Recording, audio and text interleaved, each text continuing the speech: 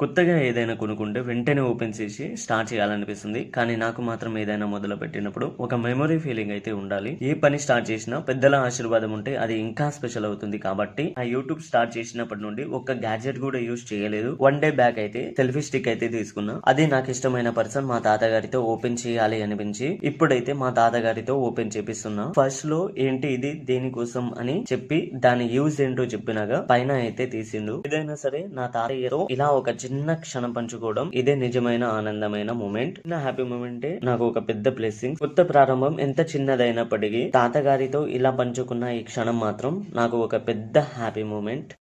కొత్తగా ఏదైనా కొనుక్కుంటే వెంటనే ఓపెన్ చేసి స్టార్ట్ చేయాలనిపిస్తుంది. కానీ నాకు మాత్రం ఏదైనా మొదలు పెట్టినప్పుడు ఒక మెమరీ ఫీలింగ్ అయితే ఉండాలి. ఏ పని స్టార్ట్ చేసినా పెద్దల ఆశీర్వాదం ఉంటే అది ఇంకా స్పెషల్ అవుతుంది. కాబట్టి ఆ యూట్యూబ్ స్టార్ట్ చేసినప్పటి నుండి ఒక్క గ్యాడ్జెట్ కూడా యూజ్ చేయలేదు. వన్ డే బ్యాక్ అయితే సెల్ఫీ స్టిక్ అయితే తీసుకున్నా. అది నాకు ఇష్టమైన పర్సన్ మా తాతగారితో ఓపెన్ చేయాలి అనిపించి ఇప్పుడైతే మా తాతగారితో ఓపెన్ చేపిస్తున్నా. ఫస్ట్ లో ఏంటి ఇది దేనికోసం అని చెప్పి దాని యూజ్ ఏంటో చెప్పినాగా పైన అయితే తీసిండు. ఏదైనా సరే నా తాతయ్యతో ఇలా ఒక చిన్న క్షణం పంచుకోవడం ఇదే నిజమైన ఆనందమైన మూమెంట్. నా హ్యాపీ మూమెంటే నాకు ఒక పెద్ద బ్లెస్సింగ్. కొత్త ప్రారంభం ఎంత చిన్నదైనప్పటికీ తాతగారితో ఇలా పంచుకున్న ఈ క్షణం మాత్రం నాకు ఒక పెద్ద హ్యాపీ మూమెంట్.